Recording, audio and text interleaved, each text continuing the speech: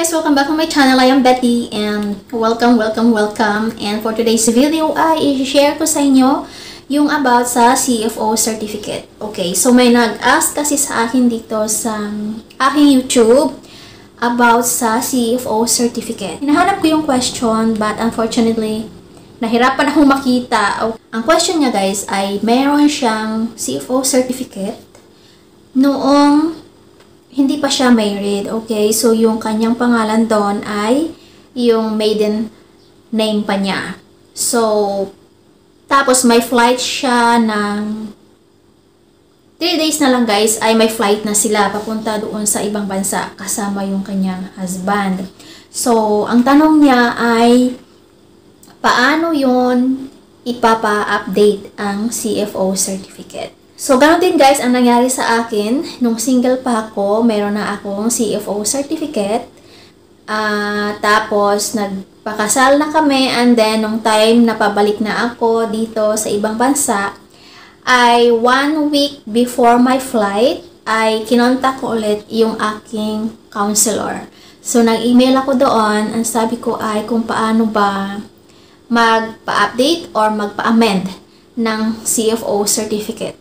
Nilagay ko doon sa aking email na married na ako, and then yung aking apelyido ay iba na, and then magmamigrate na talaga ako dito sa ibang bansa. Ayun, so nag-reply sila sa aking email, and then pinatawag nila ako sa number nila. And then, ang instruction niya ay pumunta ako doon sa office nila anytime, 10 o'clock. Yeah, 10 o'clock.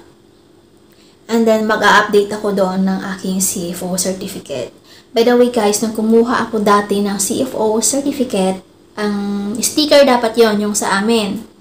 Pero, nag-start na sila ng digital certificate, so wala akong na-receive na sticker na. So, sinabi ko doon na nagbayad ako for the delivery ng aking certificate, ganyan. Tapos, nung nagpunta na ako doon sa kanilang office, sa bago nilang office doon sa Quezon City, ayan. So, pina-fill up nila ako chinek nila yung aking PSA na ROM. Tapos, ano pa? Yun. Then, passport ng aking asawa, and then, passport ko, na may bagong apelyido.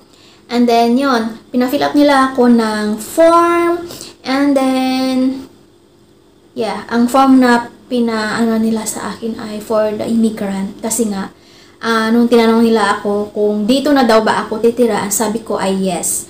So, yung form na yon ay parang sa immigrant something na yung binigay sa akin. So, nung nag-issue na sila ng certificate, okay, walang bayad yung guys ha, yung pagpapa-amend or pagpapa-update ng CFO certificate.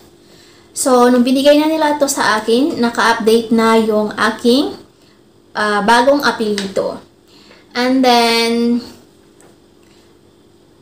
wala na itong expiry, kagaya ng aking temporary certificate before. Tapos, nakalagay na kung anong bansa dito sa may barcode. Yung dito sa may barcode, nakalagay na kung wala na yung expiry na to, ang nakalagay na dyan ay yung bansa kung saan ka mag-migrate. Okay? Hindi ko siya pinrint. Hindi ko siya pinrint. Kasi sabi nila ay wag mo nang i-print. Tapos pag hinanap sa airport, ay ipakita mo yung cellphone. Kasi mas preferred ng immigration officer na makita yung sa cellphone. Yun yung tinatawag na digital certificate. So, ito na nga guys. Nung time na paalis na ako, andon sa immigration, okay? Tinanong ng immigration officer, kasi bago na ang aking passport, tapos tinanong niya yung CFO certificate ko. Okay, tinanong niya yung aking CFO certificate, right? So, hindi siya naka-print. Binigay ko yung aking cellphone, yung copy nun, nandoon, tapos tiningnan niya. And then, yun lang. Tapos na.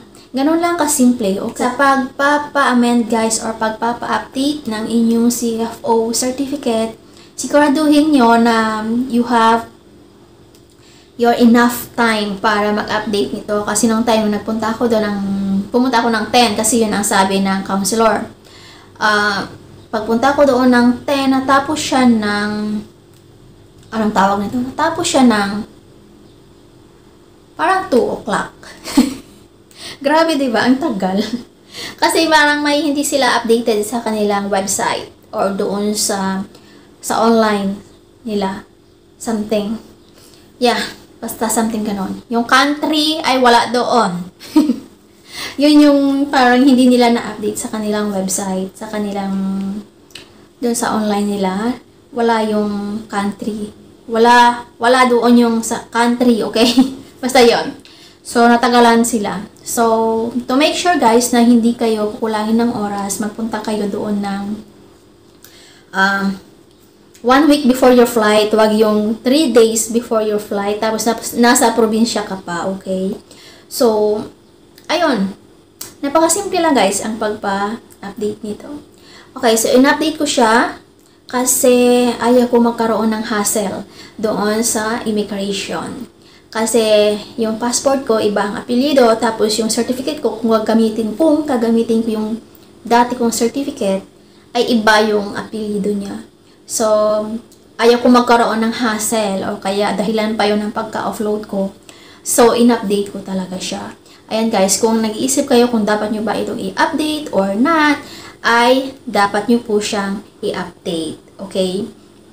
And then, ang advice din pala, ang sabi din pala doon sa CFO is, kasi tinanong ko, kung okay lang po ba yung temporary certificate ko pa rin yung ipapakita ko, yun yung dati kong apelido, pwede naman. Pero, dahil mamamigrate ka na doon at doon ka na nga titira, ay mas mabuting i-update mo na ang iyong CFO certificate.